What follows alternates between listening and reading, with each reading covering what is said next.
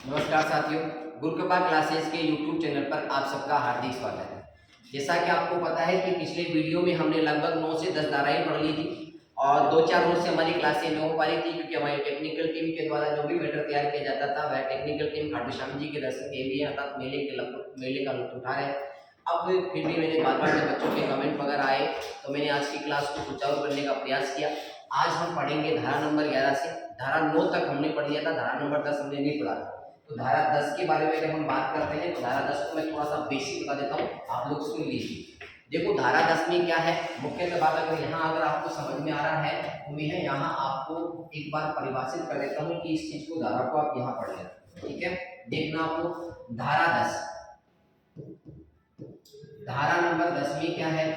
धारा नंबर 10 अगर आपसे पूछे तो वार्डों का निर्धारण होता है, वार्डों का निर्धारण होता है। तो वार्ड जो होते हैं उन वार्डों का निर्धारण किसके तहत होता है, धारा नंबर 10 के तहत वार्डों का निर्धारण होता है। अब वार्डों का निर्धारण किसके तहत होता है, धारा नंबर 10 के तहत किसके आदेश पे होता है, राज्य सरकार के आदेश पर। ध्यान देना, राज्य सरकार के आदेश पर, राज्य सरकार के आदेश पर, राज्य सरकार के आदेश पर, राज्य सरकार के आदेश पर धारा 10 के तहत नगर पालिका के वार्डों का निर्धारण किया जाता है और चक्रानुक्रम पद्धति के अनुसार किया जाता है। कौन सी पद्धति के तहत किया जाता है, चक्रानुक्रम पद्धति के अनुसार। चक्रानुक्रम पद्धति के अनुसार इसका क्या किया जाता है, गठन किया जाता है। और वार्डों की संख्यांकन, वार्डों का संख्यांकन होता है ना। अगर आपसे पूछे कि वार्डों का संख्यांकन जो होता है वह कहाँ से होता है, उत्तरी पश्चिमी कोण से होता है। किस कोण से होता है भाई, उत्तरी पश्चिमी कोण से होता है। जैसे मैं आपको एग्जांपल देके बताऊं, यह आपके चोमू नगर पालिका है। यह कौन सी नगर पालिका है, चोमू नगर पालिका है। इसका ये उत्तरी भाग है, ये दक्षिणी भाग है और ये पूर्वी भाग है और ये पश्चिमी भाग है। यहाँ तक तो आपको समझ में आया होगा, ये पश्चिमी भाग है। अब क्या होता है, अगर इस प्रकार की नगर पालिका, ऐसी कोई भी नगर पालिका हो, उसकी संख्याओं का, वार्डों की संख्याओं का निर्धारण करना है कि 1 number ward, 2 number ward, 3 number ward, 4 number ward, 5 number, 6 number, 7 number, 8 number, ऐसा यदि हमें करना है तो ध्यान रखना उनके 1 नंबर कोण कहाँ से होगा। ध्यान रखना 1 नंबर वार्ड किधर होगा, उत्तरी पश्चिमी कोण के अंदर होगा। एक यहाँ से स्टार्ट करना, 1 ward, 2 ward, 3 ward, 4 ward, 5 ward, 6 ward, 7 ward, 8 ward, 9 ward, 10 ward, ऐसे किया जाता है। तो ध्यान रखना धारा नंबर 10 में वार्डों का निर्धारण किया गया है। वार्डों का निर्धारण चक्रानुक्रम पद्धति के आधार पर किया जाता है, राज्य सरकार के आदेश भी किया जाता है। और वार्डों का संख्यांकन जो होता है वह उत्तरी पश्चिमी कोण से होता है। किससे होता है, उत्तरी पश्चिमी कोण से होता है।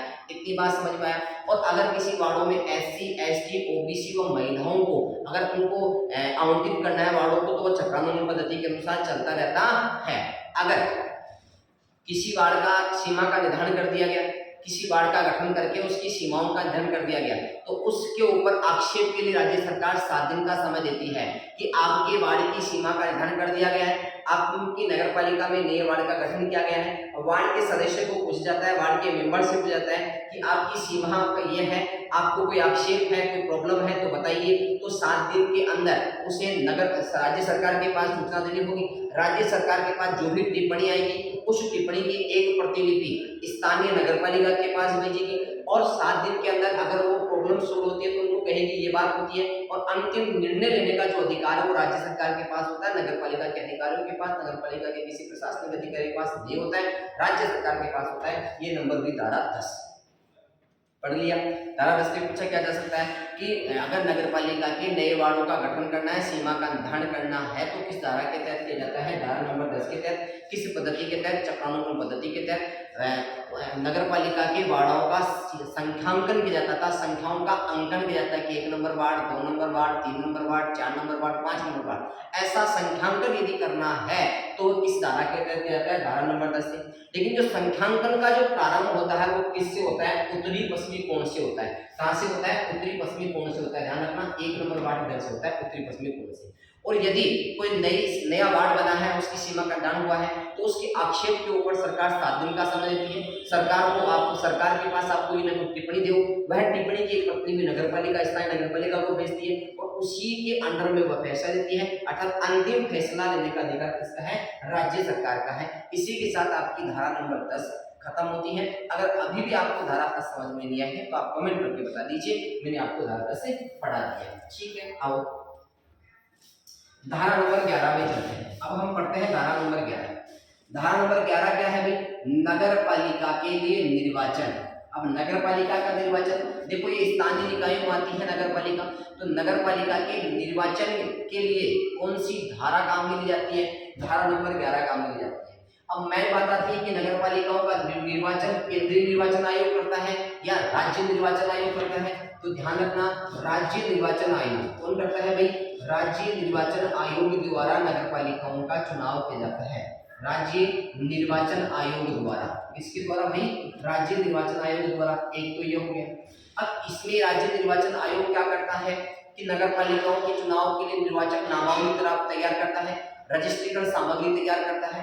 उसके लिए जो निर्वाचन आयोग है वह नगर पालिका के जो स्थानीय प्राधिकारी हैं, कर्मचारी हैं, उन सबको अपने कार्य में योगदान के लिए बुला सकता है। और सरकार का भी दायित्व होता है कि इस नगर पालिकाओं के चुनाव के अंदर राज्य निर्वाचन आयोग की सहायता के लिए अपने या उसके अधीनस्थ अधिकारियों की नियुक्ति उस चुनाव संबंधी आयोग अर्थात राज्य निर्वाचन आयोग में करेगी। ये कौन सी धारा के तहत वर्णित किया गया है? धारा नंबर 12 में। चलो पढ़ते हैं।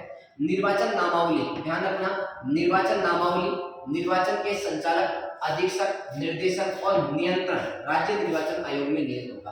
कि इसमें क्या क्या होता है? निर्वाचन नामावली तैयार करना, निर्वाचन का संचालन करना, अधीक्षण करना, निर्देशन करना, नियंत्रण राज्य निर्वाचन आयोग में नियत होता है। राज्य निर्वाचन आयोग क्या करता है? नगर पालिका के निर्वाचन के लिए नामावली को तैयार करता है, निर्वाचन का संचालन करता है, उसका अधीक्षक करता है, नियंत्रण करता है और निर्देशन देता है। कौन? राज्य निर्वाचन आयोग। किस धारा के तहत? धारा नंबर 11 के। आगे बढ़ो। निर्वाचन, नगर पालिका की अवधि समाप्त होने से पूर्व, देखो इसके निर्वाचन क्या होता है कि नगर पालिका की समाप्ति, नगर पालिका की जो अवधि है जैसे 5 वर्ष सामान्यतः नगर पालिका की होती है, और अगर 5 वर्ष समाप्त हो गए तो उससे पूर्व हमें क्या करना होता है? चुनाव करवाना होता है। और यदि नगर पालिका बीच में कार्यकाल के दौरान विखंडित हो जाती है, भंग हो जाती है, तो 6 माह के पूर्व हमें क्या करना होगा? चुनाव करवाना होगा। 6 माह पूर्व चुनाव करवाना होगा, पूर्व में विघटित होने के बाद। और यदि नगर पालिका विघटित हो जाती है और पूरी समाप्त होने में 6 महीने से कम का समय बचा हुआ है, तो ऐसी स्थिति में जरूरी नहीं है कि वह चुनाव करवाए, फिर तो अगले 1 महीने 2 महीने का वेट करके नए चुनाव भी हो सकते हैं। जैसे मान लो कोई नगर पालिका विघटित हो रही है और उसके कार्यकाल को मात्र 6 से 7 महीने ही बचे हुए हैं, तो ऐसी परिस्थिति में दोबारा चुनाव करवाने की, उसी नगर पालिका के लिए दोबारा चुनाव नहीं करवा सकता, क्योंकि नगर पालिका यदि विखंडित हो जाती है तो शेष अवधि के लिए बनाई जाती है, ना कि संपूर्ण 5 वर्ष के लिए बनाई जाती है। और जब समय 6 माह का बचता है तो नए चुनाव ही करवा लो, दोबारा चुनाव करवाने की क्या आवश्यकता है? ध्यान देखो, नगर पालिका की अवधि समाप्त होने से पूर्व अथवा विघटन की स्थिति में 6 माह की अवधि से पूर्व चुनाव करवाना होता है। ये क्या कह रहा है? धारा नंबर 11 क्या कह रही है? अगर आपसे कोई पूछा जा सकता है कि नगर पालिका का चुनाव कार्यकाल की समाप्ति से पूर्व होना चाहिए, ये किस धारा में वर्णित है? धारा नंबर 11 में। नगर पालिका का, अगर नगर पालिका विखंडित हो जाती है तो उपचुनाव जो होते हैं वो 6 माह की पूर्व अवधि के दौरान ही हो जाने चाहिए। लेकिन यहाँ दे रखा है, परंतु यदि किसी नगर पालिका विघटन के बाद शेष समय केवल 6 माह ही शेष है, कि नगर पालिका के विघटन होने के बाद शेष समय केवल 6 माह ही शेष है, तो ऐसी स्थिति में आप निर्वाचन आवश्यक नहीं है, आप निर्वाचन नहीं करवा सकते। राज्य सरकार निर्वाचन आयोग को उक्त परियोजनार्थ कर्मचारी उपलब्ध करवाएगी। कि राज्य सरकार जो होती है वह इस राज्य निर्वाचन आयोग को इन नामावली तैयार करने के लिए, रजिस्ट्रेशन करने के लिए, नियंत्रण करने के लिए, निर्देशन करने के लिए उनको राज्य निर्वाचन आयोग को राज्य सरकार का दायित्व होता है, कर्तव्य होता है कि उन्हें कर्मचारी उपलब्ध करवाए। बोलो धारा 11 यहाँ तक समझ में आई कि नहीं आई? धारा 11 में क्या है? नगर पालिकाओं का निर्वाचन किसके द्वारा होता है? राज्य निर्वाचन आयोग के द्वारा होता है। इसमें क्या होता है? राज्य निर्वाचन आयोग का दायित्व होता है कि निर्वाचन नामावली तैयार करना, निर्वाचन का नियंत्रण करना, अधीक्षक करना और उसका निर्देशन करना, संचालन करना राज्य निर्वाचन आयोग का कार्य होता है। धारा 11 यदि निर्वाचन होता है नगर पालिका का, वो कार्यकाल समाप्ति की पूर्व अवधि के दौरान हो जाना चाहिए। और अगर नगर पालिका कार्यकाल के दौरान बीच अवधि में विघटित हो जाती है तो 6 माह पूर्व चुनाव करवाना आवश्यक होता है शेष अवधि के लिए। और अगर नगर पालिका विघटन होने के बाद शेष अवधि 6 माह से कम बची है तो ऐसी स्थिति में चुनाव करवाना आवश्यक नहीं है। और इस निर्वाचन से संबंधित राज्य सरकार का दायित्व है कि वह राज्य निर्वाचन आयोग को अपने अधीनस्थ कर्मचारी उनको उपलब्ध करवाएगी। चलो अगले पेज की ओर देखते हैं। धारा नंबर 12, बोलो निर्वाचन समझ में आया कि नहीं आया? अरे 11 नंबर धारा समझ में आई है, 10 नंबर धारा समझ में आई। धारा 10 में तो क्या था? वार्डों का निर्धारण था। और वार्डों का निर्धारण का आदेश कौन जारी करती है? राज्य सरकार जारी करती है। वार्डों की सीमा का निर्धारण किया जाता है धारा 10 के तहत किया जाता है, चक्रानुक्रम पद्धति के तहत किया जाता है। और वार्डों का संख्यांकन जो किया जाता है उत्तरी पश्चिमी कोण के माध्यम से किया जाता है। और अगर किसी वार्ड की सीमा में कोई प्रॉब्लम है या कोई समस्या आ रही है तो उसका आक्षेप आप राज्य सरकार से कर सकते हो। राज्य सरकार केवल 7 दिन का समय देती है और उसकी एक प्रतिलिपि स्थानीय नगर पालिका को होती है। अगर दोनों बातें संतुष्ट नहीं होती तो अंतिम फैसला कौन लेती है? राज्य सरकार लेती है। धारा 11 हमने पढ़ लिया। नगर पालिका का निर्वाचन होता है, राज्य निर्वाचन आयोग के द्वारा करवाया जाता है। राज्य निर्वाचन आयोग नगर पालिका के वार्डों की नामावली तैयार करना है, उनके निर्देशन करता है, उनका संचालन करता है, उन पर नियंत्रण रखता है। और निर्वाचन अगर नगर पालिका के निर्वाचन कब करवाता है? नगर पालिका का जो कार्यकाल 5 वर्ष होता है तो कार्यकाल समाप्ति की पूर्व अवधि तक चुनाव करवाना होता है। अगर कार्यकाल के दौरान बीच में विघटन हो जाती है तो 6 माह पूर्व चुनाव आवश्यक होता है, शेष अवधि के लिए होता है। और अगर विघटन होने के बाद शेष 6 माह तक का ही समय बचा है तो चुनाव करवाना आवश्यक नहीं होता है। राज्य सरकार का दायित्व होता है कि निर्वाचन आयोग को निर्वाचन करवाने के लिए उनको कर्मचारी उपलब्ध करवाए। धारा नंबर 12, राज्य निर्वाचन आयोग के कर्तव्यों का प्रत्यायोजन करना। कि राज्य निर्वाचन आयोग के कर्तव्यों का प्रत्यायोजन करना। देखो प्रत्यायोजन क्या होता है, इस चीज को अगर आप समझ जाओगे तो आगे पढ़ने की आवश्यकता है। क्या होता है कि एक उच्च अधिकारी के अधीनस्थ नीचे के कर्मचारी राज्य सरकार के द्वारा उपलब्ध करवाना। एक उच्च कर्मचारी है, उसके अधीनस्थ जितने भी कर्मचारी हैं उन सभी कर्मचारियों को इसके सहयोग के लिए अपेक्षित करना राज्य सरकार के द्वारा। यही इस धारा में लिखा हुआ है, धारा 12 में, कि राज्य निर्वाचन आयोग के जो कार्य हैं उनको प्रत्यायोजन करना। अर्थात जो राज्य निर्वाचन आयोग का जो अध्यक्ष होता है उसके जो कार्य होता है उसके संबंधित नीचे वाले अधिकारी हैं उनको क्या करना? वितरित करना। यही काम किसका है? राज्य सरकार का। प्रत्यायोजन उप निर्वाचन आयुक्त यदि हो या राज्य निर्वाचन आयोग के सचिव को। देखो ये क्या कर रहा है, मेरी बात समझते होंगे कि राज्य निर्वाचन आयोग का जो कार्य होता है उसमें सरकार का ये कार्य होता है कि प्रत्यायोजन कार्यों को क्या करना? विभाजित करना, बंटवारा, इनको अपने से नीचे अधिकारियों को। फिर जैसे कोई उप निर्वाचन आयोग हो या फिर राज्य आयोग का क्या हो? सचिव हो, उनको दे दिया जाता है। किस धारा के तहत? धारा 12। पूरा समझ में आया कि राज्य निर्वाचन आयोग के कार्यों को संबंधित अधिकारियों में वितरित करना सरकार के द्वारा, या तो किसको? उप निर्वाचन आयोग को या उसके सचिव को वितरित करना। ये कौन सी धारा में है?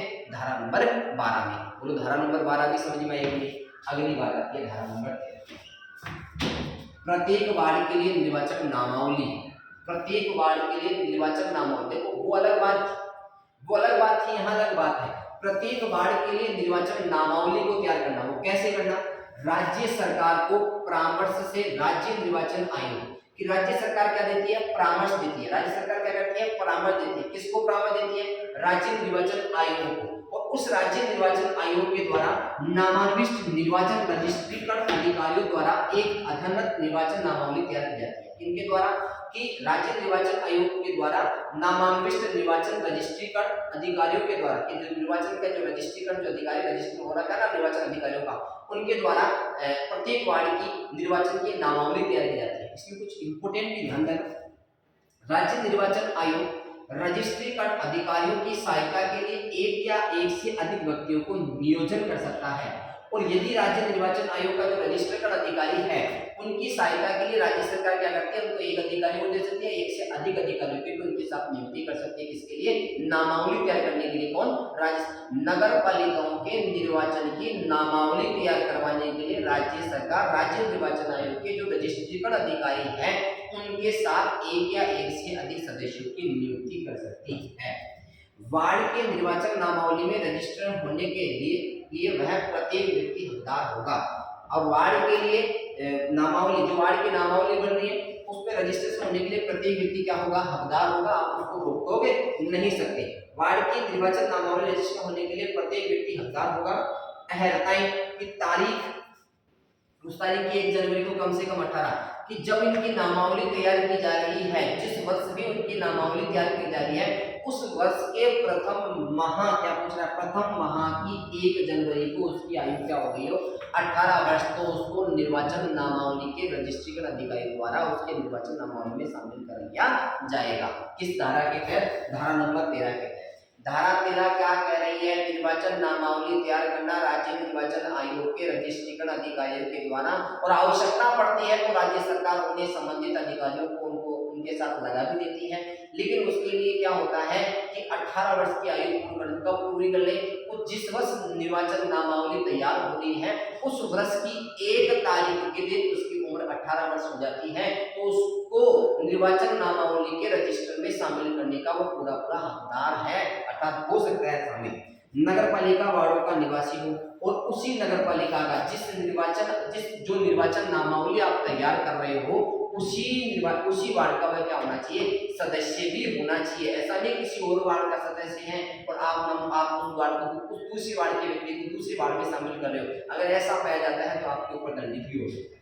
ध्यान रहे, निर्वाचन नामावली तैयार करना धारा 13 के तहत किया जाता है, राज्य सरकार के द्वारा उसके अधीनस्थ अधिकारियों के सहयोग में आ जाते हैं। उसके लिए 1 जनवरी जिस वर्ष नामावली तैयार कर रही है उस वर्ष की प्रथम पहले माह की पहली तारीख के दिन 18 वर्ष होनी चाहिए और वह उस वार्ड का निवासी भी होना चाहिए। ये बात मैंने आपको बता दी। नोट, किसी वार्ड में कोई कब्जाधारी, अन्य जगह का व्यक्ति या उस वार्ड में हॉस्टल में रहने वाला छात्र, कारावास में रहने वाला कैदी व उस वार्ड में चिकित्सा अन्य जगह व्यक्ति उस वार्ड के निवासी नहीं समझे जाएंगे। मान लो अगर कोई व्यक्ति कोई वार्ड है, वार्ड नंबर 3 में, अब कोई हॉस्टल में वहां पर रहना है तो क्या उसको आप उस वार्ड का सदस्य मानोगे? क्या नहीं। जिस वार्ड में आप नामावली तैयार कर रहे हो वहाँ एक जेल भी है और जेल में कुछ कैदी गए हैं, हम यहाँ पे 2 साल से कैद है, हमारे को भी नामावली में तैयार करो ना, कोई जरूरी नहीं होता उनको तैयार करो। इसके अलावा कोई चिकित्सा अधिकारी है जो उस वार्ड में रह रहा है, तो हॉस्पिटल है और वहाँ वो डॉक्टर का काम कर रहा है, वो कहता है मुझे इस वार्ड में शामिल करो ना, उसको आप शामिल नहीं कर सकते हो। आप कोई कब्जाधारी है अर्थात उसके पास ना तो कोई रजिस्ट्रेशन है उस जमीन का, ना उसके पास कोई पट्टा है और जबरदस्ती किसी जगह को कब्जा कर रखा है, मैं तो यहाँ 10 साल से 20 साल से रह रहा हूँ, मुझे भी यहाँ नामावली में तैयार निर्वाचन नामावली मेरा नाम लिखो, नहीं लिख सकते। इस चीज को आप फोकस करना। कब्जाधारी को भी नहीं दे सकते हो आप, उस हॉस्टल में रहने वाले छात्रों को भी नहीं दे सकते हो, कारावास के कैदी को भी दे सकते हो, चिकित्सकों को भी दे सकते हो, आप निवासी नहीं समझते। अस्थायी रूप से उसी वार्ड में अनुपस्थित रहने वाले व्यक्ति भी उस वार्ड का निवासी ही समझा जाएगा।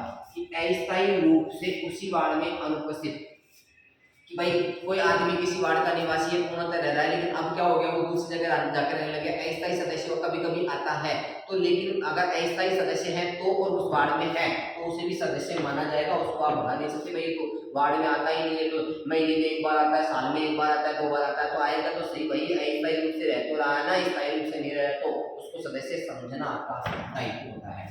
यदि किसी व्यक्ति के निवास स्थान पर प्रश्न चिन्ह होता है तो उसका निपटारा राज्य सरकार द्वारा नियमों के अनुसार किया जाता है। ध्यान रखना, ये प्रश्न भी बहुत इंपॉर्टेंट है। अगर कोई व्यक्ति जहाँ निवास कर रहा है उस निवास स्थान पर कोई प्रश्न उठता है कि नहीं यहाँ का नहीं, ये बाद में आया था, फलाना आता है, ढिका है, कोई भी बात प्रश्न उठ जाता है तो उसका फैसला कौन करती है? राज्य सरकार के द्वारा किया जाता है। यदि किसी व्यक्ति के निवास स्थान को लेकर कोई विवाद होता है तो उसकी जिम्मेदारी किसकी है? राज्य सरकार की, और राज्य सरकार द्वारा नियमों के अनुसार किया जाता है। आगे, उस क्षेत्र का सांसद या विधायक यदि निर्वाचन के समय अपने अन्य कर्तव्यों के कारण अनुपस्थित रहता है। अगर मान लीजिए निर्वाचन नामावली तैयार हो रही है और जिस वार्ड में निर्वाचन नामावली तैयार हो रही है तो उस वार्ड में अगर कोई एमएलए बना हुआ है या कोई सांसद रहा हुआ है, दोनों में से कोई एक, दोनों तो एक वार्ड में कैसे हो सकते हैं भाई, है ना, वो भी सकता है, कोई जरूरी नहीं है। अगर हो जाए और वो कोई आवश्यक कार्य के लिए कोई बाहर गए हुए हैं और उनके वो कार्य नहीं हो पाए हैं तो आप उनको उनके वार्ड से या उनकी नामावली नहीं लिखने से उन्हें वंचित नहीं कर सकते। यही तो बात कह रही है कि कोई सांसद या विधायक निर्वाचन के समय अपने कर्तव्यों के कारण अनुपस्थित रहता है, कि अपने किसी कार्य के कारण अनुपस्थित रह जाता है, तो वह उसकी पदावधि के दौरान यह नहीं समझा जाएगा कि वह उस वार्ड का स्थायी निवासी नहीं रह गया। ये नहीं समझ सकते कि भाई तो एमएलए बन गया, एमपी बन गया तो दिल्ली जाके रह गया, इस वार्ड का सदस्य नहीं रहा, तो अपने कर्तव्यों का पालन कर रहा है संसदीय में जाकर, आप उसको वार्ड से नहीं हटा सकते। ये कौन सी धारा कह रही है? धारा नंबर 13 कह रही है। आगे बढ़ो। कोई भी व्यक्ति एक से अधिक वार्ड में निर्वाचन नामावली रजिस्टर मतदान नहीं होगा और ना ही एक निर्वाचन नामावली में एक से अधिक बार रजिस्ट्री होगा, कि कोई भी व्यक्ति एक से अधिक नामावली के अंदर रजिस्ट्री करता नहीं होगा, और ना ही ये क्या कर रहा है, हकदार होगा। आप हकदार भी नहीं बना सकते और ना ही वो क्या कर सकता है, एक से अधिक वार्ड का सदस्य कभी भी नहीं बन सकता। कौन कह रही है, धारा नंबर 13 कह रही है। आगे धारा नंबर 14, निर्वाचन नामावली में रजिस्ट्रीकरण के लिए निहरताएं अर्थात अयोग्यताएं।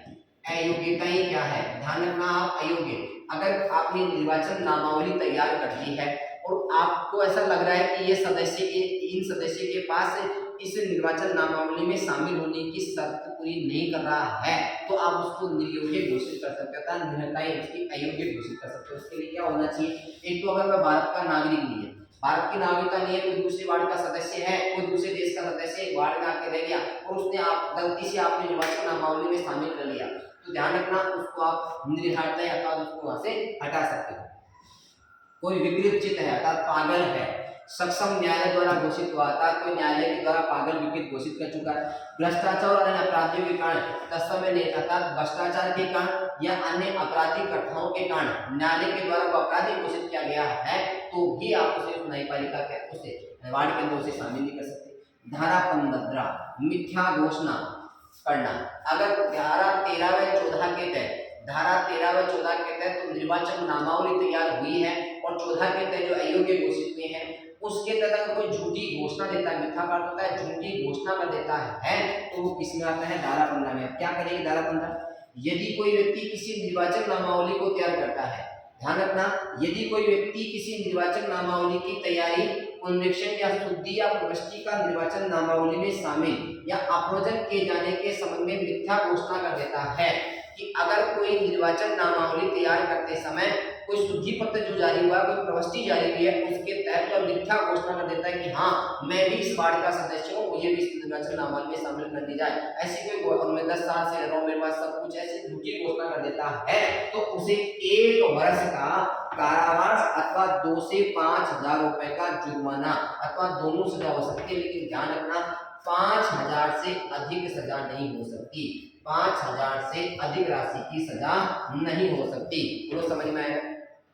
धारा 15 क्या कह रही है कि अगर कोई सदस्य निर्वाचन नामावली के लिए झूठी घोषणा के तहत शामिल हो जाता है तो राज्य सरकार उसे 1 वर्ष या 2 से 5,000 तक का जुर्माना लगा सकती है, लेकिन 5,000 से अधिक का जुर्माना नहीं लगा सकती। इस बात को भी लिखा गया धारा नंबर 15 में। बोलो समझ में आया कि नहीं आया।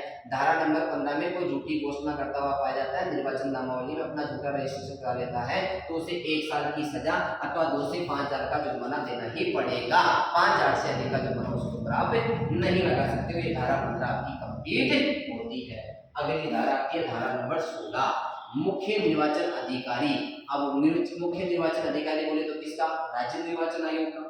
राज्य सरकार के परामर्श से राज्य निर्वाचन आयोग द्वारा नामाविष्ट अधिकारी, जिसका कार्य क्या होता है, राज्य निर्वाचन आयोग के निर्देशन को नियंत्रण के कार्य करना, समस्त निर्वाचन नामावली की तैयारी, पुनरीक्षण और शुद्धि का पर्यवेक्षण करना, समस्त निर्वाचन संचालन का पर्यवेक्षण करना, ऐसे अन्य शक्तियों और कर्तव्यों का प्रयोग करना जो राज्य सरकार निर्वाचन आयोग निर्देश दे। तो मेरे आपको प्रश्न पूछे, क्या पूछेगा कि मुख्य निर्वाचन अधिकारी के क्या क्या कार्य होंगे, इन सभी कार्यों को किस धारा में वर्णित किया गया है, धारा नंबर 16 में। धारा नंबर 16 में मुख्य निर्वाचन आयोग किसके, राज्य निर्वाचन आयोग के मुख्य निर्वाचन अधिकारी के कार्य होंगे ना, उन कार्यों को विदिष्ट अर्थात निर्देशित किया गया किसमें, धारा नंबर 16 में। बोलो समझ में आया कि नहीं? धारा 10 की बात करते हैं, वापस देख लेते हैं, एक बार आप लोग समझ लो। धारा 10 में मैंने आपको बताया था, धारा 10 में मैंने आपको बताया था, क्या बताया था भाई, धारा 10 में वार्डों का निर्धारण अर्थात वार्डों की अवधारणा के बारे में बताया था।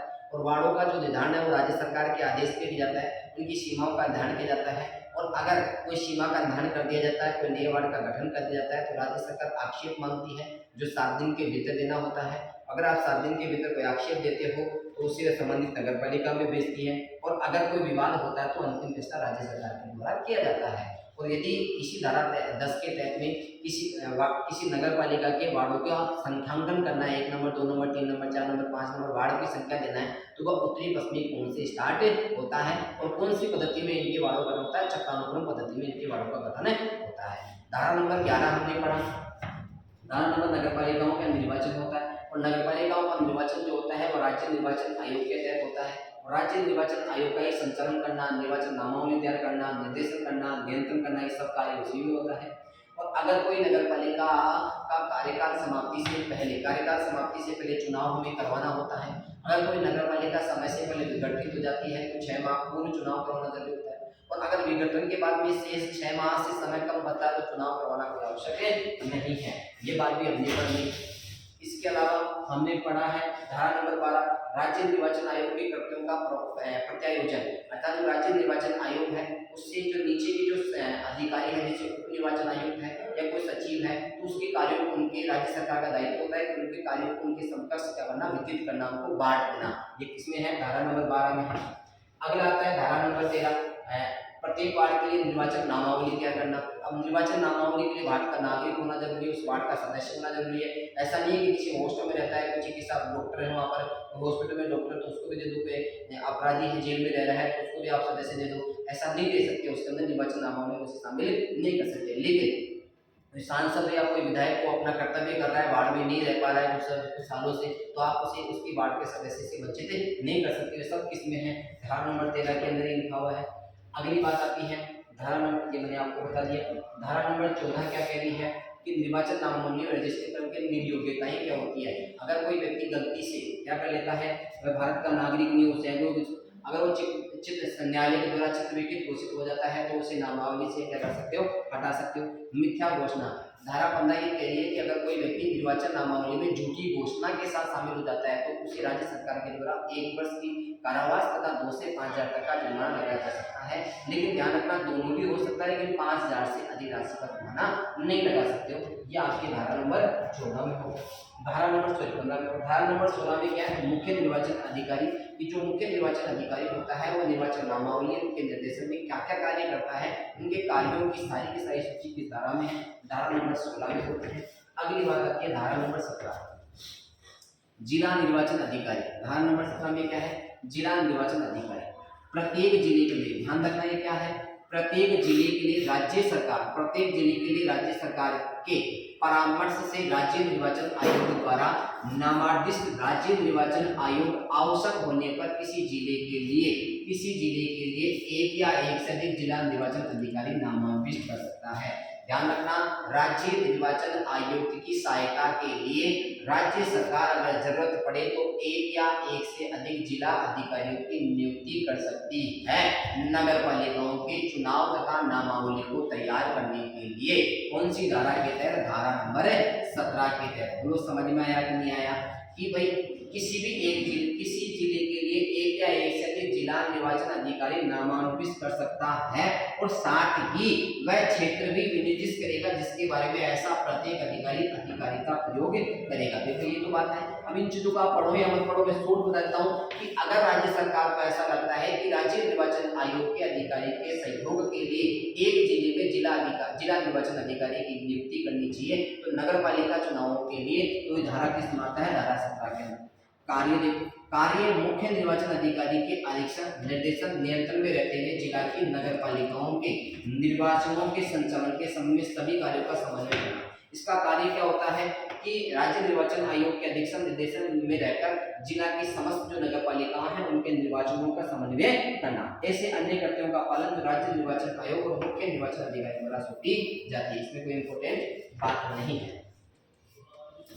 अगली बात आती है धारा नंबर 18 स्थानीय प्राधिकारियों और राज्य की अन्य सभी संस्थाओं के द्वारा निर्वाचित अधिकारी द्वारा अपेक्षित होने पर निर्वाचित रजिस्ट्रेशन अधिकारियों को कर्मचारी रद्द करवाना। ये 18 क्या कह रही है कि भाई जो स्थानीय प्राधिकारी है, कि जो नगर पालिका के स्थानीय प्राधिकारी है वो राज्य की अन्य सभी संस्थाओं के द्वारा संस्थाओं के द्वारा निर्वाचित अधिकारी द्वारा अपेक्षित होने पर अगर कोई राज्य निर्वाचन आयुक्त है वो क्या करता है कि स्थानीय प्राधिकारों को अपेक्षित कर देता है कि आप इस नगर पालिका के अंडर में ये कार्य करोगे और वह अधिकारी अगर कार्य नहीं करता तो राज्य सरकार उसे कार्य करने के लिए बाध्य कर सकती है। वापस सुनो क्या है कि स्थानीय प्राधिकारियों व राज्य की अन्य सभी संस्थाओं के द्वारा निर्वाचित अधिकारी द्वारा अपेक्षित होने पर निर्वाचित रजिस्ट्रेशन अधिकारी को कर्मचारी उपलब्ध करवाने ही होंगे।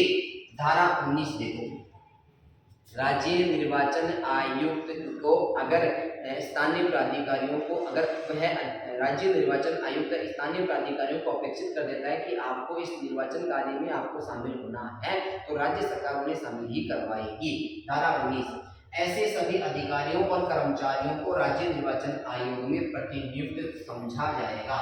कि ऐसे सभी अधिकारियों और कर्मचारियों को राज्य निर्वाचन आयोग में प्रतिनियुक्त माना जाएगा जिसे राज्य निर्वाचन आयोग अपेक्षित कर दिया है कि राज्य निर्वाचन आयुक्त के द्वारा स्थानीय प्राधिकारियों को अपने कार्यों के लिए अपेक्षित कर देता है कि आपको इस समय 2 महीने 3 महीने 5 महीने 6 महीने तक ये कार्य किया जाएगा, या कोई शिक्षक है या कोई कर्मचारी है उन शिक्षकों की ड्यूटी लगा देता है, तो ये धारा 18 ड्यूटी तो किसमें लगा देता है इसमें, और उनको करना ही होगा, उनकी प्रतिनियुक्ति वापस राज्य सरकार कर सकती है किसके तहत, 19 के तहत। बोलो समझ में आया नहीं समझ में आया?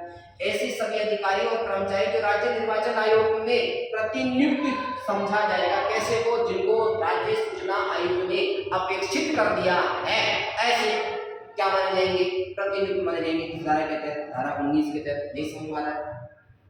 धारा 18 क्या कह रही है कि भाई अगर राज्य निर्वाचन आयुक्त क्या करता है, स्थानीय प्राधिकारियों को अपने कार्यों के लिए अपेक्षित कर देता है, कोई टीचर है, कोई नगर पालिका कर्मचारी है, कोई एसडीएम है या तहसीलदार महोदय है, कोई भी है, उनको अपेक्षित कर सकते हैं। दूसरी बात आती है कि अगर अपेक्षित हो जाते हैं तो राज्य सरकार उनको प्रतिनियुक्ति दे सकती है, अर्थात उनकी जगह कर सकती है।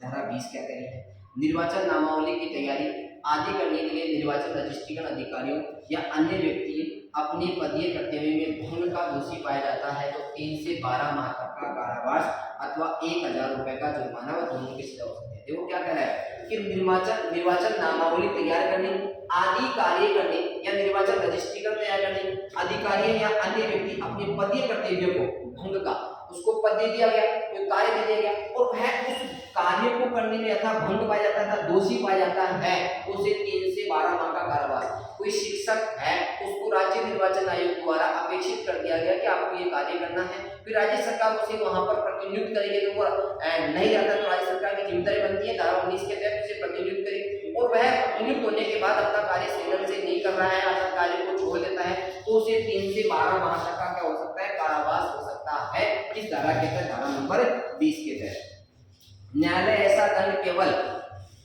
एसईसी अथवा मुख्य निर्वाचन अधिकारी अथवा संबंधित जिला निर्वाचन अधिकारी की शिकायत पर ही देगा और उपयुक्त के अलावा अन्य कोई विधिक कार्रवाई नहीं करेगा।